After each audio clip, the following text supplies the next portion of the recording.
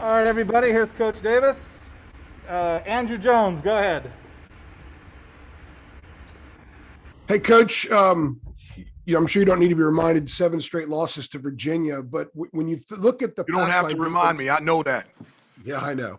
And I let the but team know that as well. well, go ahead. What did you tell them about this? And in the second part of the question is, with the issues that you guys have had dealing with the Pac-line defense, what is the first thing you need to do well offensively in order to find good shots against that defense? Well, I let them know the last 7 times we have lost against Virginia. And so just to let them understand and let that sink in. Virginia is an unbelievable basketball team, and their coach, Coach Bennett, is fantastic. And one of the places that consistently they're always great in is from a defensive standpoint. And so um, it, they have it's a combination of two things for them why they're so good defensively. One, they have good individual defenders, and then number two is they work really well team defense as well. They're all tied together. And so that combination every year for them puts them in a position to be great defensively. And so in order for us offensively, and this is against anyone, is there has to be great ball movement, and so one of the things that we have talked about at great length is having spacing, balance, and movement. And when you move defenders and you change the ball from one side to the other, and there's player movement, there's ball movement, and with the spacing and the balance that we have, that gives us opportunities to attack the basket and be able to score. And so that's something that we're hoping to do consistently on the offensive end tomorrow. Thank you. Kip Coons. Yeah, hi, Hubert. Wondering about the status of the 3 players you didn't have at Notre Dame, Dawson and Justin and Kerwin. Yeah, at this time, Dawson and Kerwin will not be available tomorrow, but Justin McCoy at this time will be available tomorrow. So of those 3, at this time, I know that Justin McCoy will be available to play tomorrow. So that will be another person able to play for us. Aaron Beard. Hey, Hubert, you talked a little bit in post game the other night about, maybe having to say it a little bit more about playing the energy, toughness, effort you want to see. Are you, I guess, making more of an effort to do that than you already have been? Are you counting on the team to sort of figure that part out on their own? How do you balance that? It's nothing really. That's a great question. I'm not trying to balance anything. I'm trying to clearly, definitively, straightforward, not in vague, no interpretations. Trying to get that clear that showing up on the court, whether it's practice, shoot around, or playing in a game, absent of energy, effort, and toughness, is not going to work individually for our guys, and it's not going to work collectively as a team. One of the things that I talked about yesterday at practice, and I talked to him today at practice before and throughout it, is that um, you've been given an opportunity. You've been given an opportunity to play. You've been given an opportunity to put on that uniform. You've been given an opportunity to run through that tunnel. You've been given an opportunity to play here for this program. Not only do you have an opportunity, you also have the ability. So some people don't have an opportunity, some people don't have the ability, and some people don't have an opportunity and the ability. But our guys have the opportunity to be great individually and as a team, and they have the ability to be great individually and as a team. And so that's unacceptable to have the opportunity and also have the ability. That leads to you have a responsibility. And you have the responsibility to be the best that you can be and to bring energy, effort, and toughness in everything that you do. C.L. Brown. Hey, Hubert. With McCoy coming back, I was kind of curious. It does seem a little odd. It used to be where you couldn't transfer within a conference and even have a guy playing against his former team. But I was wondering from that perspective if you have any kind of conversation with Justin about, tempering emotions or anything like that? I haven't had any discussion with Justin in regards to him playing against his former team against Virginia and this being his first game in a week. But I can understand that there will be emotions with that. And the reason why I can say that is I wasn't in that situation in college, but I was in that situation in the NBA. When I got traded from the Knicks and the first time that we played the Knicks, I wanted to score 30 on them. And CL, you know how many times I scored? I scored 2 points. There was a lot of emotion going into that. When I left Toronto, the first time that I played Toronto, there was emotion. When I got traded from the Dallas Mavericks and the next time that I played Dallas when I was with the Washington Wizards, there was emotion. So there's going to be added feelings and emotions because that's where Justin has been. And so to play against not only his former team and program and coach, but also some of his friends. And so it'll be an emotional game for him at first, but as the game goes on, it's just a game.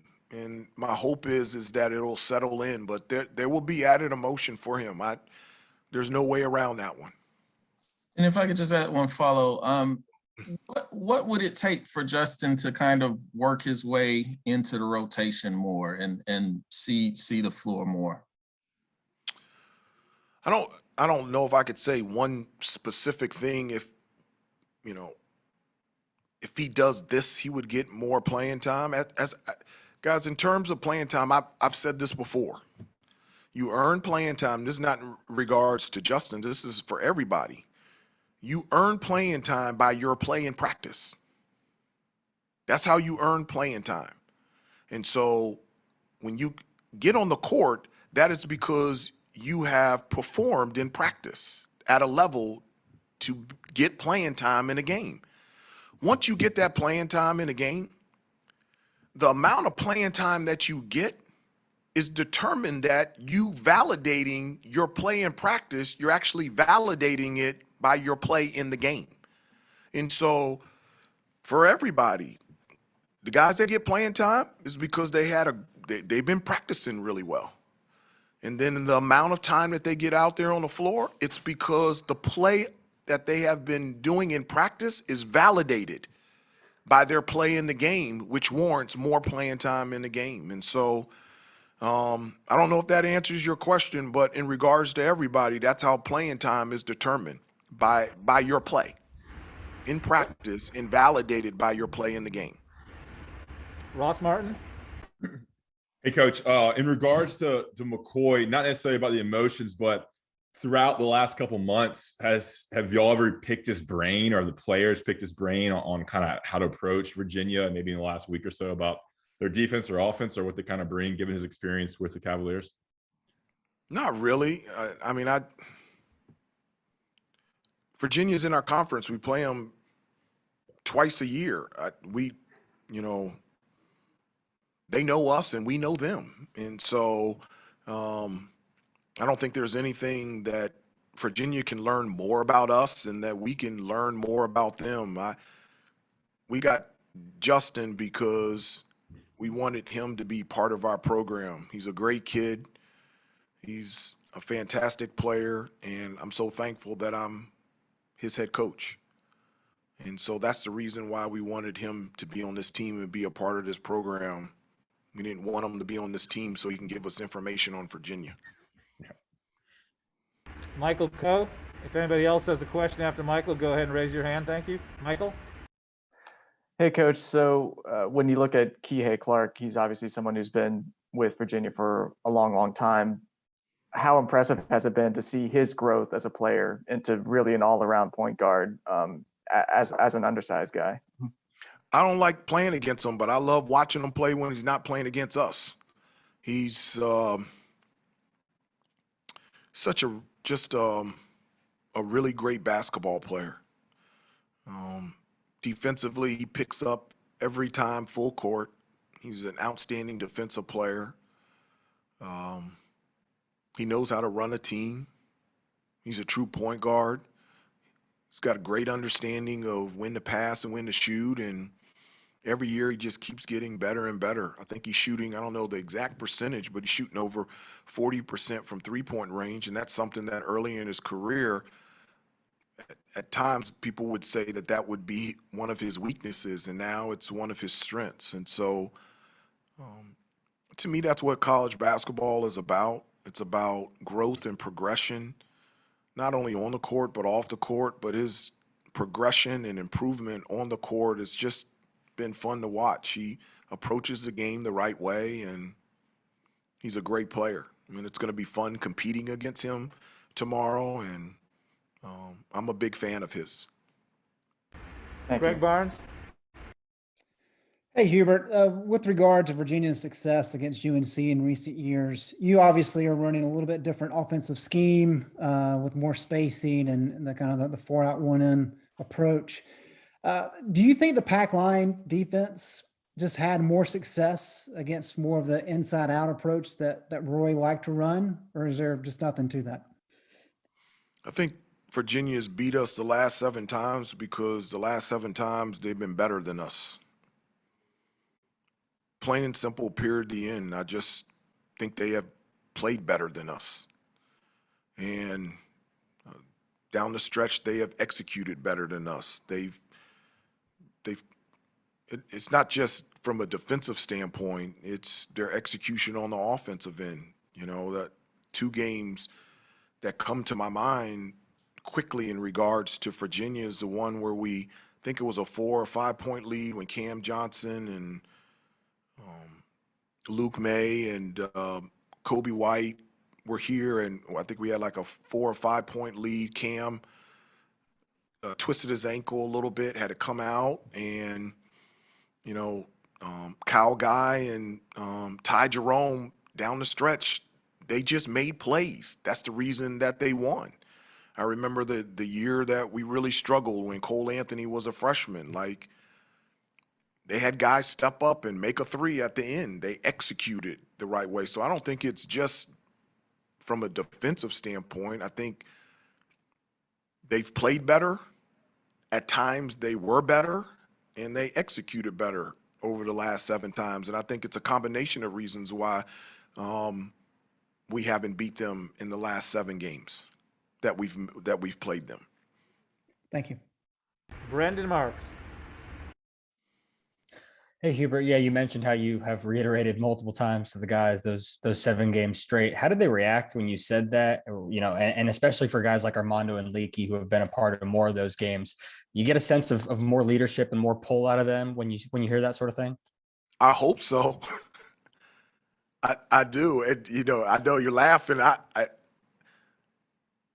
I'm laughing too, but I'm not laughing.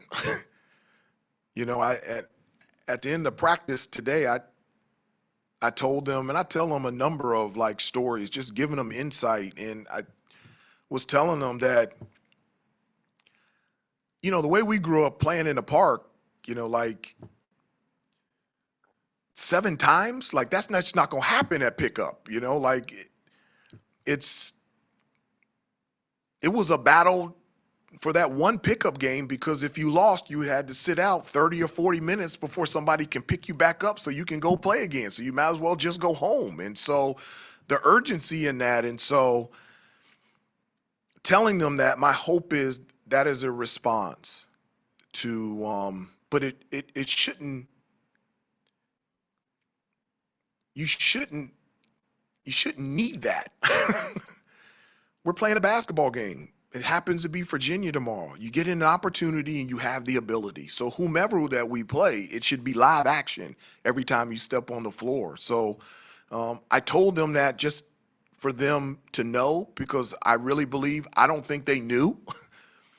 And it'd be great if that spurred more energy, effort, and toughness inside of them, but it really shouldn't. You should always have that, irregardless of who you play and whatever the circumstances are. Last question, Andrew Jones. Hey, coach, I had a question about on-court leadership. I covered a coach a long time ago who had this term. He said that in order for a team to maintain its edge on the floor, it needed a fanny smacker, someone who could kind of get into other guys and give them that little extra edge. You're not that allowed you to don't do have that do. anymore. You're not allowed to do that anymore. You're old school. You're not allowed to do that anymore. Yeah. Quite Jerry Wainwright, so quite old school. For the sake of discussion and finding a different, I'll find a different term, I guess. Do you have a fanny smacker? And if not, is Armando maybe someone you see that can maybe be that guy? I do not have a fanny smacker. I do not have that. But in understanding what it means, do you have a guy that sort of can maintain the edge in the court with other guys when they're going through a period where maybe it's not entirely there? At this time, we do not have that. At this time, we do not have that. And do I think it can be developed? Yes. Do I think it's needed? Yes. Am I hopeful that it will come? Yes. But at this time, no. But I understand where you're coming from. And I think what you're trying to say is, it can't just come from the sideline. It also has to come from within the team in the huddle. Yeah. And our communication with the team every day, we're getting closer and closer to understanding the importance of having that extension of a coach in the huddle, on the floor, amongst teammates. And not only doing it, but doing it in the right way where it's encouraging and helpful and motivating. But I do think it's needed. I do. Thank you. Thank you, Coach Davis. Thanks, everybody, for jumping on. Appreciate it. We'll see some of you tomorrow. We'll talk to you after the game tomorrow night. Thank you. Okay. Tomorrow All right. afternoon, Thank you. excuse me.